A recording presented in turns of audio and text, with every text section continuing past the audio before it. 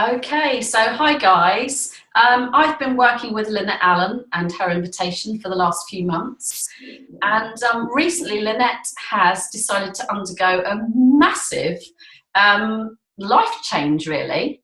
And I thought that some of you might be interested to find out exactly how she's done that and what it's kind of meaning for her, her business, and her future plans. So, hi Lynette, how are you doing? I'm very well, thank you, Chloe. I'm hot now. The heat of the day is kicking in, so I'm starting to feel it now. Yes, well, that gives us a clue as to where you are. So it's actually really, really hot here today. We're on about 28 degrees, which is unheard of for the UK, as you know. But so you have actually decided to move your life and your business to Mallorca. Is that correct? Yes, that's right. Yes, the business itself is, for me, my part in her invitation is online. So it pretty much doesn't matter as long as I've got good internet. It doesn't matter where I am in the world. But yes, where I live right now, I've swapped Suffolk and the lovely countryside of Suffolk for grove trees in Mallorca. Sounds absolutely idyllic. I'm only a teeny little bit jealous. So when did this all come about? When did you have the sort of, I don't know, maybe the idea, the light bulb moment? Was there a time, a place, a situation? Yes, there was. I think really it's probably all down to Mark, my husband. Okay. He's documented that and our journey from his perspective as well. So we sold our house in the UK at the end of April. And we've been trying to sell that house for one reason or another for 5 years. And very difficult house to sell, very boring. But the upshot was we didn't think we could sell it. And then very quickly, we realised we could. We had buyers, they could get a mortgage on our house.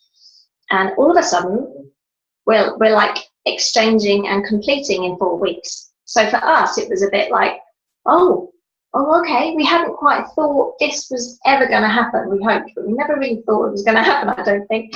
What we're going to do now. So, one has options at that point. We have another property we could move into, but it has very nice tenants in it and they're lovely and they haven't been there very long. So we wanted to keep them nice and settled.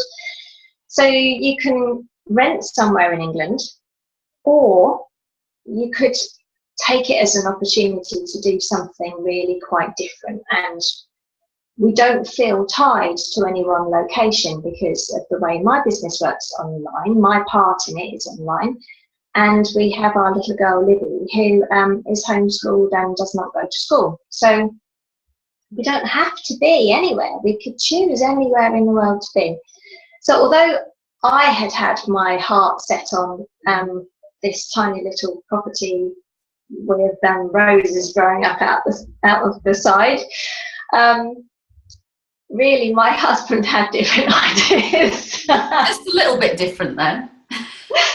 Yeah, he just wanted to do something really different. I think for him, I have travelled in my 20s. I lived in Greece for 3 years. So I haven't travelled the world, but where I have travelled, I settled somewhere for 3 years. I learned to speak Greek very well. I had another job, I had another life. I left the UK. I did all sorts of lovely, wonderful things.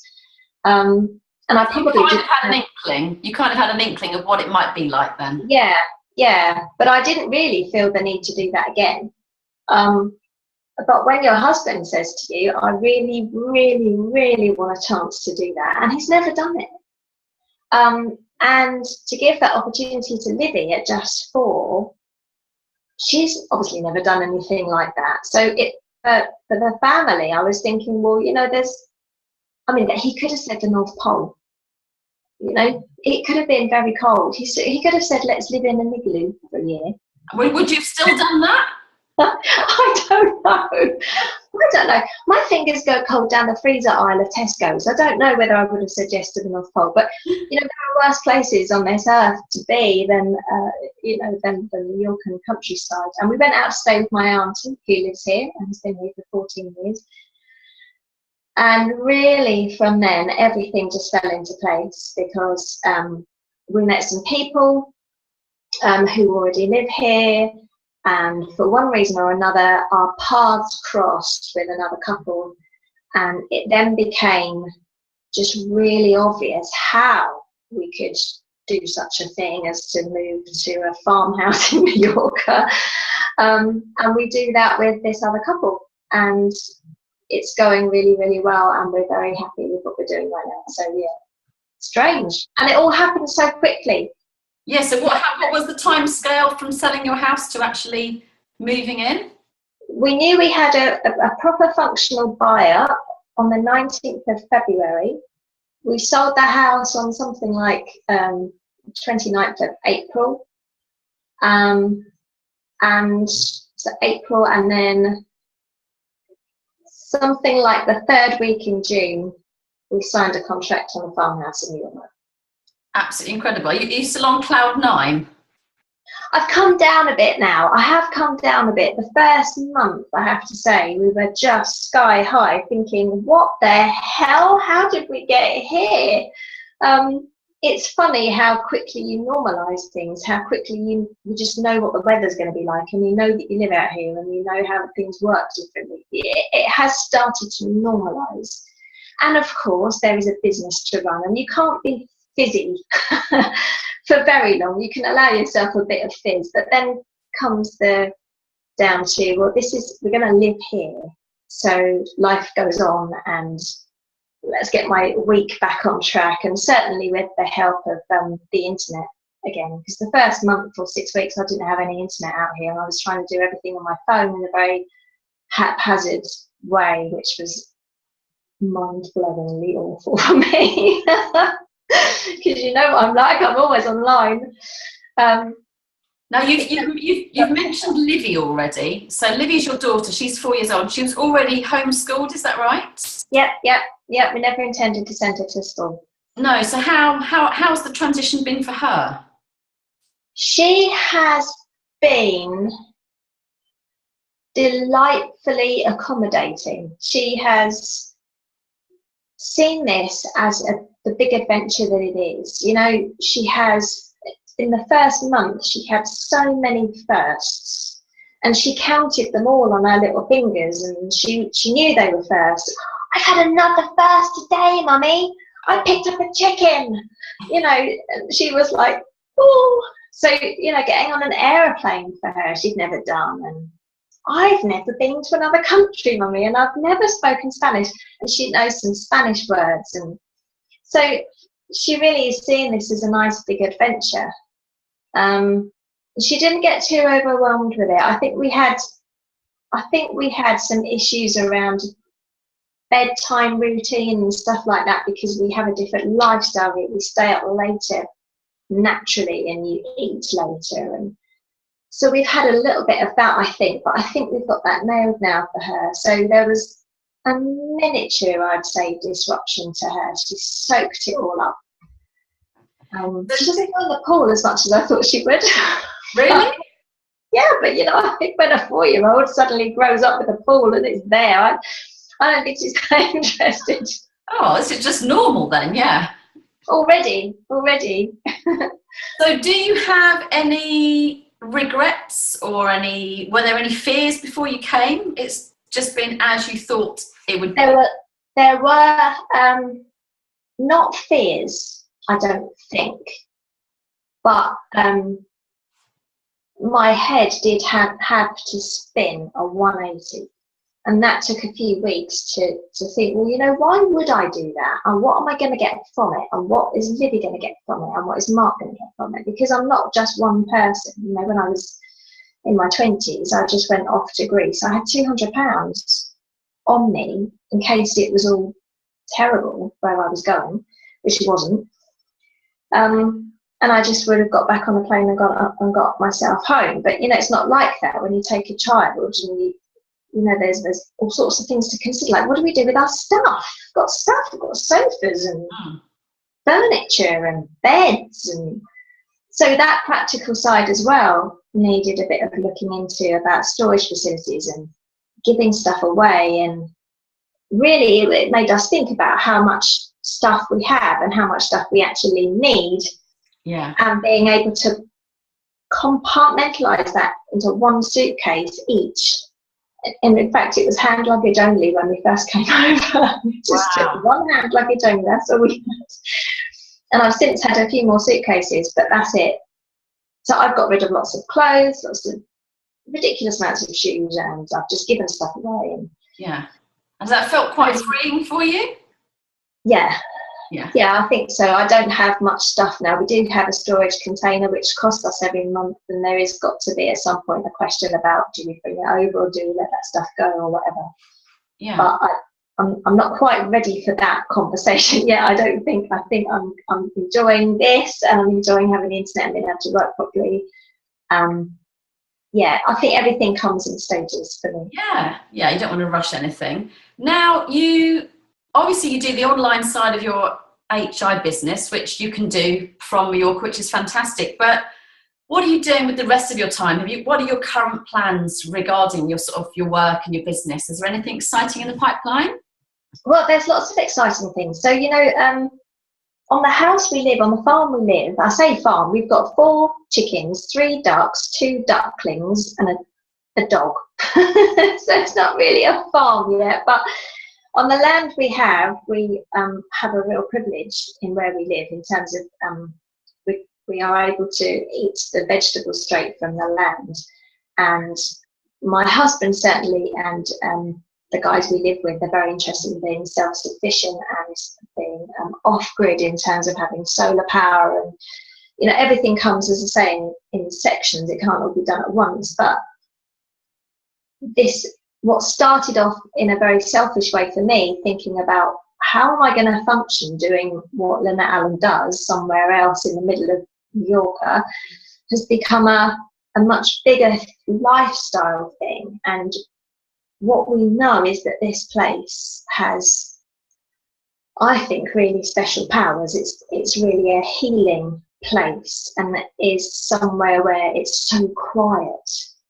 The only things you can hear are the cicadas chirping, and they do make quite a lot of noise. But this is a really nice place to be. And we're opening up this house for other people to be able to come here as well. So in terms of my coaching clients, I'm opening up for them to be able to come and experience this, to come and experience really fresh, lovely food, the chance to relax by a pool, the chance to be coached on a sofa in the middle of an olive grove. I mean, it's just so far removed from UK life that I have known. Yeah. I do want to introduce people to this so that they get a chance to experience it and think about their lives in a completely different way. So, and a chance to de-stress, because I think in the UK everyone is so fast-paced. People don't sleep properly, people don't eat properly. So if you talk about that, is fantastic. Yeah, and I think I have had a journey, and I'm still on a journey to relax that pace to match where I am now.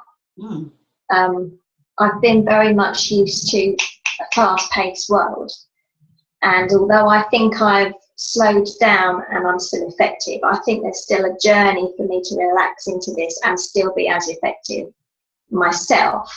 And every month I learn a bit more about how to do that. I'm inviting people to see my journey and to get their own version of it as well. Yeah. So we have people here not only to be coached by me and to stay with me for a few nights, but also to help with projects around the place and to help get us to a point as a thinker where we could be more self-sustainable. Yeah. So it's turned into a much bigger project than I ever imagined. I just thought, how am I going to work on my laptop away from the UK? But it's turned into much, much more. Brilliant. So you're doing coaching escapes out there? Yep. Anything else on the horizon that you can share with everybody? Well, the other thing, of course, is the Her Invitation Facilitators. So life continues for my Her Invitation Facilitators as it always has, by knowing how important it is to empower women in the world, which is still my core message. So you know, despite what else I'm doing right now, I do believe that the reason I am here on this earth really is not to build a sustainable thinker in Mallorca. I think my calling is actually to continue to empower and inspire women to be more than they thought they could be, or more than they were brought up to think that they could be. Yeah. That's at my heart of everything that I do, actually. Having Livy in the world to be able to do that with, and my other daughter who's 22, and my granddaughter who's nearly 3. I've got lots of women in my life that I can personally affect. But the facilitators work continues in that vein. And my work into training the next lot of facilitators to enable them to do that continues too. So in February next year, we are bringing on the next team of Her Invitation facilitators to give them the experience that you had of going through these 2 workshops and seeing the change it makes to us, because you'll know by going through those workshops, you can't unhear the information you once heard. Oh, definitely. Definitely, 100%. When you take it on and you hear that, I'm sure it resonates with people at different levels. You can't, I don't think, go back to exactly who you were. It's like an elastic band that was really, really stretched. You can't go back to exactly who you were before. Yeah. And there's so much growth and energy in that. And then the ability to be able to grow a business from that and be able to affect other women's lives. That's the effect that I can have, starting from just me and spreading out into the world like a pebble in a pond, the ripples that I can have. And I really like that part. So that's what we're doing now. We're looking for the next set of facilitators for Her Invitation. Oh, so if anybody watching this thinks that they perhaps could get involved, what's the best thing they can do? Best thing they can do is to have a look on the Her Invitation Facilitators Academy.co.uk site. It's quite a long title, Her Invitation Facilitators Academy. And really that's a site just to give people a flavour of what they're getting next year. It's a 12-month programme with a 12-module set of how to become an entrepreneur, wrapped up with the business of the workshops to empower women. And we are looking for people now. We're looking for strong women who want to become entrepreneurs or who already are entrepreneurs. We've got some ladies joined already. One of them is a very successful entrepreneur. She's been in business 3 years, but she's reached a level where she knows she can do more. She's just not sure how. Okay. So we're going to be able to take her to the next level for her own business, plus give her the tools to empower other women as well. So it's really exciting. It's a lovely, lovely job to have. Well, I can definitely feel your energy from here anyway, so it sounds wonderful. So just before I leave you for today, let us paint a little picture of what the rest of your day is going to be like today. Oh, well, so I started work this morning at about 6:45 with a very strong coffee. And after my time with you, I finished now. I finished my day on my laptop, and I am mum to Libby. So what I did yesterday with her was take a snack out to the olive grove where the sofa is, where I took Jenny Allen, who came here on the invitation, the VIP retreat out here with me. And we went out there looking for fairies with a little pot of snacks, which was biscuits and raisins and chocolate with some ice water, and we sat there chatting about fairies and stuff. So I would like to do the same if she's up for that today. Fairy hunting sounds absolutely incredible. Well, I hope you enjoy it very much. It's been lovely to talk to you, and I will see you very soon, I'm sure. Thank you. All right. Thank you. Cheers. Bye. Bye.